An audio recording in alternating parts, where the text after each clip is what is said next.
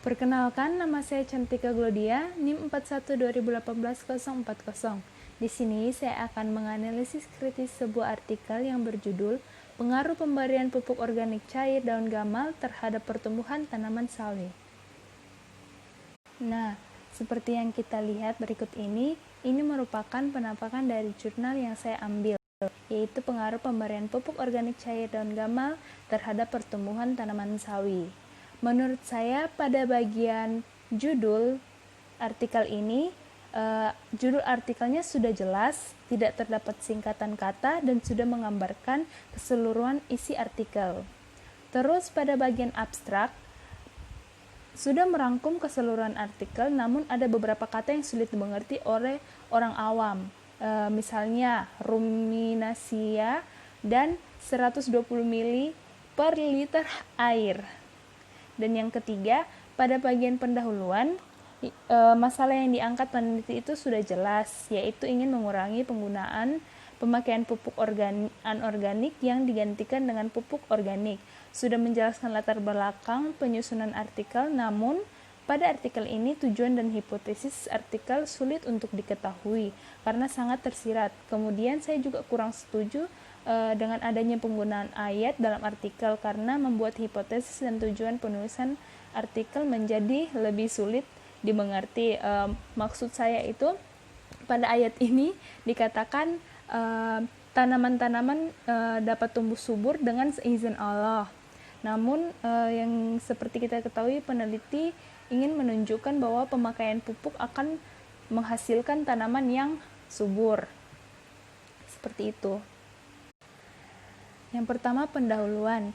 Penelitian ini berisi tentang pengaruh pemberian pupuk organik daun gamal pada pertumbuhan tanaman sawi dan konsentrasi pupuk yang optimum dalam pertumbuhan tanaman sawi.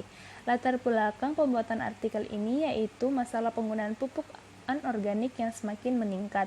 Penggunaan pupuk anorganik jika digunakan secara terus-menerus akan berdampak tidak baik bagi sifat fisik, biologis, dan kimia tanah, sehingga peneliti mengusulkan penggunaan pupuk organik daun gamal yang telah dilihat potensinya dari artikel sebelumnya, yaitu memiliki kandungan N, K, dan P yang sangat baik dalam pertumbuhan tanaman. Judul artikel ini yaitu Pengaruh Pemberian Pupuk Organik Cair Daun Gamal Terhadap Pertumbuhan Tanaman Sawi yang dipublikasikan pada Januari tahun 2016.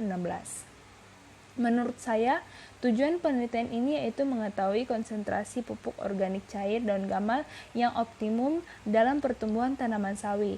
Tujuan ini tidak tercantum dalam artikel pada pendahuluan, namun tercantum pada abstrak dari artikel ini. Kesan saya pada artikel ini yaitu peneliti atau penulis melakukan penelitian dengan efektif. Hal ini terlihat ketika penulis menjelaskan kandungan-kandungan yang terdapat dalam daun gamal dengan menggunakan penelitian sebelumnya, sehingga setelah mengetahui kemampuan daun gamal tersebut, peneliti hanya mencari tahu konsentrasi yang optimum untuk pertumbuhan tanaman sawi. Pada artikel ini, peneliti itu kurang memperjelas hipotesis dan tujuan dalam artikel ini, di mana hipotesis dan tujuannya tersirat. Menurut saya, penelitian ini perlu diaplikasikan melihat maraknya penggunaan pupuk anorganik yang dampaknya besar bagi lahan-lahan baik sifat fisik, biologis, dan kimia tanah. Bahan-bahan yang dibutuhkan juga dapat ditemukan dengan mudah. Manfaat penelitian ini untuk menggantikan pupuk anorganik. Kelemahan dari artikel ini terletak pada bagian abstrak. Ada beberapa kata yang sulit dimengerti oleh orang awam seperti ruminansia dan 120 ml per liter air. Pada bagian pendahuluan, tujuan dan hipotesis artikel sulit untuk diketahui karena sangat tersirat. Kemudian saya kurang setuju adanya penggunaan ayat dalam artikel karena membuat hipotesis dan tujuan penulisan artikel menjadi lebih sulit dimengerti seperti yang saya telah jelaskan sebelumnya. Perbedaan dengan artikel lain menyangkut pembuatan pupuk cair terletak pada penggunaan bahan yang digunakan dalam artikel.